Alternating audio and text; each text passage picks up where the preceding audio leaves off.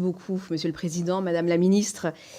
Le service national universel, comme vous l'avez exprimé, Madame la Ministre, est un projet de société louable, destiné aux adolescents de 15 à 17 ans, basé sur le volontariat. Il doit particulièrement répondre aux besoins de recréer le lien entre les jeunes citoyens et la nation, à un moment où nous vivons une grave crise démocratique, l'abstention étant le symptôme le plus flagrant, et particulièrement chez les moins de 25 ans, et de façon induite, une crise de l'engagement chez tous, et plus particulièrement chez les jeunes qui ne trouvent plus de sens à la citoyenneté. Chez eux, la conscience politique a fait place à une forme d'individualisme. Placé effectivement sous la double tutelle de l'Éducation nationale et du ministère des Armées, le SNU, tel qu'il se présente aujourd'hui, souvent focalisé effectivement sur le séjour de cohésion, ne semble pas assez clair dans ses finalités et donc pas suffisamment attractif pour les jeunes. Vous avez rappelé les chiffres de la participation et nous notons effectivement cette année une nette progression, en tous les cas sensible, des inscriptions. Et paradoxalement, c'est vrai aussi que le manque de moyens ne permet pas de répondre favorablement à toutes ces demandes. Par exemple, les cadets de la gendarmerie dans les Alpes-Maritimes ont dû opérer une sélection drastique des dossiers pour ne retenir que 26 volontaires alors que 116 jeunes s'étaient inscrits initialement. L'apprentissage de la nation, de la République, le goût de l'engagement ne devrait pas être basé uniquement sur le volontariat, mais inculqué à tous les jeunes élèves, de la 6e jusqu'à la terminale, c'est notre conviction, par un système global d'apprentissage sur le fonctionnement de la République, le civisme, toutes les finalités que vous avez rappelées et que nous partageons. Le fonctionnement de nos armées également. J'entends ce que vous avez dit sur l'école qui ne peut pas tout, mais l'école touche tous les élèves, de tous les milieux sociaux, de tous les territoires. L'éducation morale et civique a le mérite d'exister dans le parcours scolaire, mais a-t-il la place qu'il mérite dans la scolarité de nos jeunes Français? Nous ne le croyons pas. Aussi, ne faudrait-il pas intégrer les apprentissages compris dans le SNU, dans le parcours scolaire global, en cours de MC renforcé par exemple, de la 6e à la terminale, et ponctué à la fin par un diplôme de parcours SNU, sans pour autant, évidemment, supprimer le stage de cohésion et la mission d'intérêt général, mais qui, peut-être, à ce moment-là, arriverait à briser le plafond de verre dont vous avez parlé, parce qu'il y aurait eu une acculturation depuis la 6e, avec une progression, et nous le croyons, et la question que nous vous posons, ne serait-ce pas là la véritable universalité du SNU? Merci. Que j'ai relevé. Concernant... Madame la députée Martin, concernant la question du volontariat, mais aussi des cadets, les cadets de la gendarmerie. Quand je vois 116 jeunes qui veulent s'engager au sein des cadets de la gendarmerie qui ne peuvent pas parce que des sujets financiers, je pense fondamentalement qu'on ne peut pas juste ne rien faire.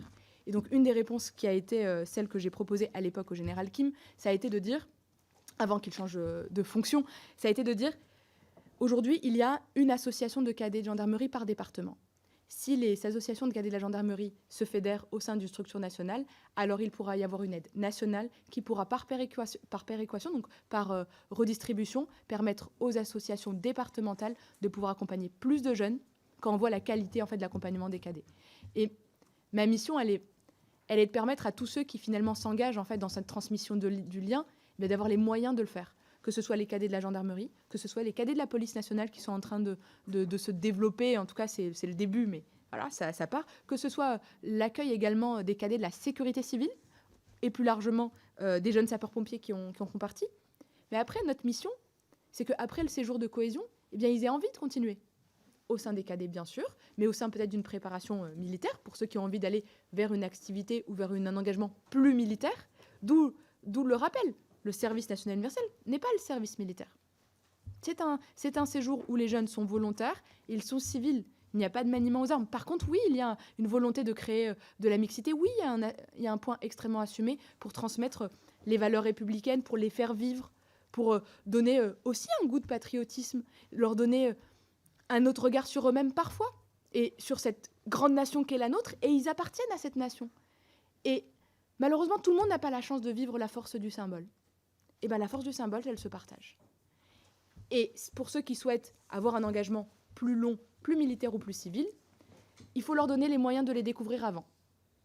Et donc à ce moment-là, la présentation des préparations militaires, encore une fois, les services civiques, les engagements bénévoles, le corps européen. Je peux toutes vous les citer, mais ça peut durer un peu longtemps. Mais aussi, finalement, de découvrir, et je crois que c'est important, et là, ça revient sur votre question sur l'éducation civique et morale renforcée, de découvrir leur place de citoyen et le parcours de citoyen. Je crois que le vote, ça s'apprend. Je pense qu'en fait, on n'est pas naturellement acculturé à l'importance du vote. Alors oui, on a autour de nous des pays qui ne sont pas démocratiques. Oui, nous, on a conscience de l'importance du droit, de pouvoir, la chance qu'on a de pouvoir voter, de choisir nos dirigeants. Mais aujourd'hui, vu le taux d'abstention, il y a un vrai enjeu de compréhension de nos institutions.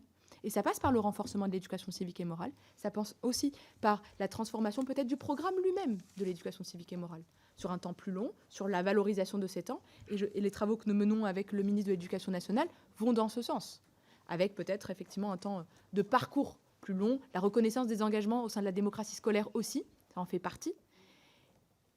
Et d'une certaine manière, le temps du séjour de cohésion devient cette application de l'éducation civique et morale en acte, en vécu et en partagé. Et pour compléter, enfin, la question qui est la vôtre, c'était sur l'apprentissage. Je crois que j'ai répondu à tout. L'école, vous avez dit l'école ne peut pas tout et ne doit pas tout. Je pense que l'école fait beaucoup. On peut l'accompagner pour faire encore et continuer, mais c'est aussi l'inscription dans des parcours. En fait, tout se complète. Et il faut surtout avoir l'intelligence de construire les programmes en complémentarité. Ce n'est pas un doublon. C'est pas du tout un doublon. C'est pour ça qu'on travaille sur les projets pédagogiques pour que ça soit en réalité en plus et que ça apporte autre chose.